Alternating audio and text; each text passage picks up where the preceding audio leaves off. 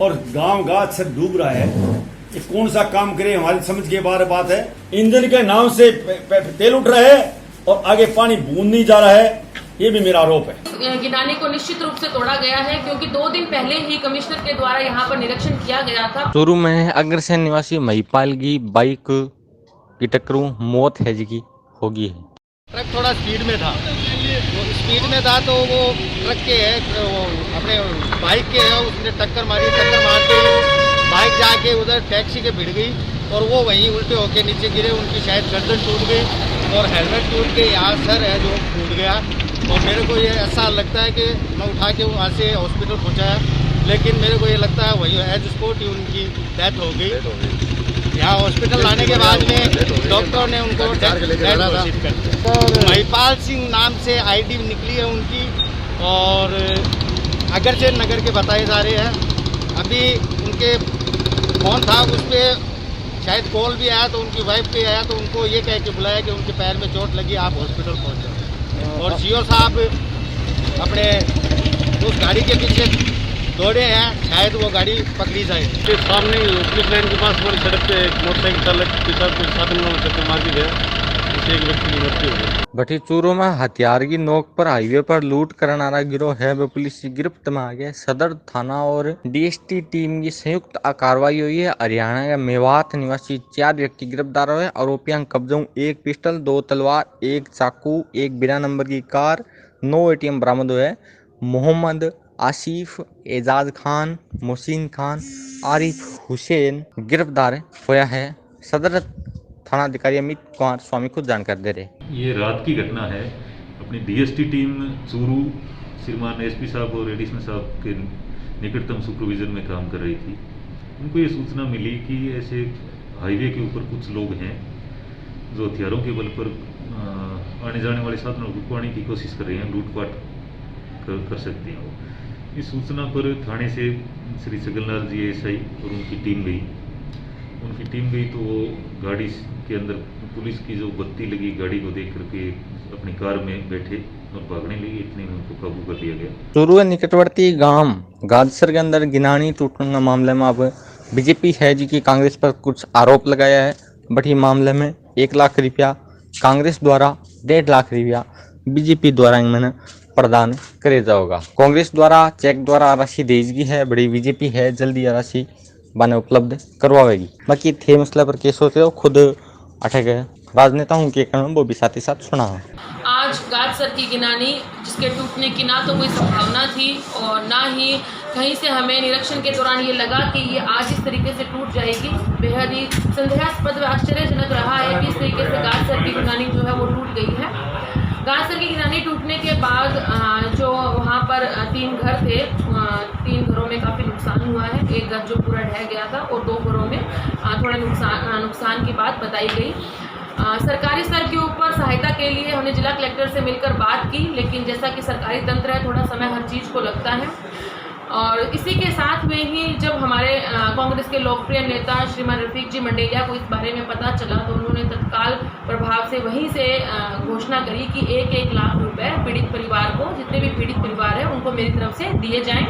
और साथ ही में उनके प्रतिनिधि के रूप में उनके सुपुत्र श्री इरशाद जी मंडेलिया यहाँ पर आए और उन्होंने तत्काल 3 परिवार थे, तीनों परिवारों को 1-1 लाख रुपए की नकद राशि उसी समय उनको सुपुर्द की। और आगे भी किसी भी सहायता की अगर ज़रूरत होती है तो वो इसी तरीके से आगे भी उनकी सहायता करते रहेंगे, यह आश्वासन दिया गया। देखिए, मुझे संदेह है कि इस गिनानी को निश्चित रूप से तोड़ा गया है क्योंकि 2 दिन पहले ही कमिश्नर के द्वारा यहाँ पर निरीक्षण किया गया था और पानी जो था वो किसी भी तरीके से टूटता हुआ नज़र नहीं आ रहा था। और साथ ही के अंदर जो हमने अभी मौसम तो नहीं था बारिश का, लेकिन चूरू शहर के अंदर बेमौसम बहुत बारिश हुई थी। ताउते तूफान की भी कुछ झलकें हमें यहाँ पर देखने को मिली। उस समय भी गादसर गिनानी पे हमारा कंट्रोल रहा और उस समय भी वो नहीं टूटी। तो अब इस मौसम में टूटना तो किसी भी तरीके से वाजिब नहीं था। और साथ ही के अंदर हमारे कार्यकाल के अंदर ये गादसर गिनानी का 2 बार ऐसे हादसे हुए हैं। एक बार तब हुआ था जब हमारा 1 साल बेमिसाल का कार्यक्रम था। उस समय हमने ये बात बोली थी कि हमारे कार्यकाल में हमने 1 साल में गिनानी के ऊपर किसी भी तरीके का ना तो व्यर्थ खर्च लगाया है और हमने टूटने नहीं दी।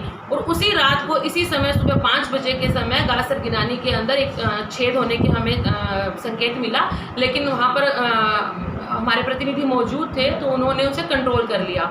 और उसी तरीके से जब कल हमारी प्रेस कॉन्फ्रेंस थी तो उस प्रेस कॉन्फ्रेंस में हमारे नेता रफीक जी मंडेलिया ने ये बताया सभी को कि जो गासर गिनानी है उसमें हमने मात्र जो है वो 10 से 12 लाख रुपए खर्च किए हैं, जबकि पिछले भाजपा बोर्ड में इसमें 4.5 करोड़ रुपए खर्च होने के बावजूद भी ये हर साल टूटती आई थी। और उसी कॉन्फ्रेंस के बाद में उसी समय सुबह 5 बजे ही इस गासर गिनाने का इस तरीके से टूट जाना वाकई में बहुत ही संदेहास्पद है। इसकी जांच भी करवाई जाएगी। और ये गासर गिनानी जो टूटी है वो भी उस जगह से टूटी है जहां पर पक्की दीवार बनाई गई है। और जो सुबह जब मेरे प्रतिनिधि वहां पर पहुंचे तो गासर गिनानी का जो पैनल गेट था जो हमेशा बंद रहता है वो भी हमें खुला हुआ मिला। तो हम लोगों ने उसे भी बंद करवाया। तो इससे ये साफ साबित होता है कि किन्हीं असामाजिक तत्वों के द्वारा जानबूझकर नगर परिषद की हमारी पार्टी की छवि खराब करने की मंशा से ये कुकृत्य किया गया है। चूरू नगर परिषद के द्वारा जो पीड़ित परिवार हैं उनके लिए उनके सामने जो है हमारे लिए उनके लिए हमारी तरफ से 2 ऑप्शन रखे गए थे कि या तो आप लोग रैन बसेरे में आकर ठहर जाएं कुछ दिन के लिए और खाने पीने की व्यवस्था भी आपकी वहीं नगर परिषद के द्वारा कर दी जाएगी। लेकिन उन्होंने ये इच्छा जताई कि हम लोग वहीं पर ही रहना चाहते हैं। तो उनकी अस्थायी रूप से हमने उनके टेंट की, उनके खाने पीने की व्यवस्था, उनके बिस्तर की और जो भी थोड़ा बहुत राशन का सामान वगैरह होता है, बर्तन वगैरह, उन सब की व्यवस्था चूरू नगर परिषद के द्वारा कर दी गई है। प्रधान जी ने सरपंच साहब को किया। प्रधान जी टेलीफोन आते ही और गाज से पूछे, मेरे को टेलीफोन किया, वासु जी किया, बसंत जी किया। इन्होंने कहा मैं तो गाजर बाईपास इधर से आप सामने से आओ क्योंकि दोनों तरफ से पार टूटी है तो कहीं लोग फंसे नहीं होने। हम 6:20 पर वहां पहुंच गए। प्रशासन प्रधान जी हमारे जाने बाद में एसडीएम साहब पहुंच रहे हैं। पहले टेलीफोन नहीं उठा रहे, राठौड़ साहब से जयपुर बात हुई, फिर 6:30 बजे बाद में 6:20 पर हम पहुंच गए और 6:30 बजे बाद में एसडीएम प्रशासन पहुंच रहा है। बड़ी दुख की बात है। गैनानी के लिए पिछली सरकार ने 6 करोड़ रुपए पास किए थे और 4 करोड़ 20 लाख रुपए खर्च हो गए। 1 करोड़ 30 लाख रुपए बचते काम होते हुए थे। नगर पालिका कांग्रेस की बन गई और इनकी कमी से 1 करोड़ 30 लाख रुपए सरकार के वापस चले गए। बरसात से पहले निरीक्षण बार सभापति और यहाँ के नगर पालिका के कर्मचारी अधिकारी सारे निरीक्षण कर रहे थे। एक डैम बिल्कुल खाली पड़ा है, 2 जोड़े में पाइपलाइन डाली हुई है, वह 1 बूंद पानी नहीं भेजा है और गांव गाज से डूब रहा है। ये कौन सा काम करे, हमारी समझ के बारे बात है। मैं तो आरोप लगा रहा हूं, तेल वहां से बिल उठ रहे हैं, इंजन के नाम से तेल उठ रहा है और आगे पानी बूंद नहीं जा रहा है। ये भी मेरा आरोप है। 9 करोड़ का प्रस्ताव राज्य सरकार ये बार कह रहे हैं, 1.5 साल से सरकार ये सभापति बनने के बाद कह रहे हैं हमने 9 करोड़ का प्रस्ताव भेजा है। हमारी पुरजोर मांग है कि 9 करोड़ का राज्य सरकार तुरंत बजट पास करे, गाजसर गांव को बचाए, नहीं बड़ी हानि होने की, जन हानि होने की आशंका है। बड़े दुख के साथ कहना पड़ रहा है, आप ही वहां सारे पत्रकार बंधु वहां मौजूद थे, सारे किसान तिरा कर रहे थे। एक तरफ तो पानी टूट रहा है, दूसरी तरफ किसान पानी मांग रहा था। 22 लाख रुपए की लागत से राजेंद्र राठौड़ विधायक कोष से पाइपलाइन डाल के खेतों में किसान को पानी देने का काम किया, उसमें भी इन्होंने चौधरी की। आज जब हम वहां धरने पे बैठे थे तो सारे किसान तिरा कर रहे थे कि 5,000 रुपए कनेक्शन के और कनेक्शन होने के बाद में 1,000 रुपए महीने के नहीं देने से पानी हमारे को नहीं दिया। अब की बात सारे वहां आप सर्वे कर लें, मेरा आपसे निवेदन है। मैं इसलिए कह रहा हूं कि आप सर्वे कर लें कि 5,000 रुपए 1,000 रुपए नहीं देने से किसानों को पानी काट दिया गया और किसानों की फसल बर्बाद हुई। 2 बार कोविड के अंदर यहाँ रफीक जी एक बार किसी जनता को संभाले नहीं आए। आप खुद देख रहे थे गैस के लिए और ऑक्सीजन सिलेंडर के लिए और इंजेक्शन के लिए लोग तिरा कर रहे थे। हमारे कार्यकर्ता राठौड़ साहब और हम सब लोग इसमें लगे हुए थे और आपके सामने है कि 11 दिन ने प्लांट लगा दिया। उन्होंने ये कह रहे थे कि हमने जितना पैसा राजेंद्र राठौड़ विधायक को से लगाया तो उससे ज्यादा मैंने लगा दिया। मेरा आरोप है कि या तो प्रमाणित करके दे कि मैंने ये पैसा लगा दिया।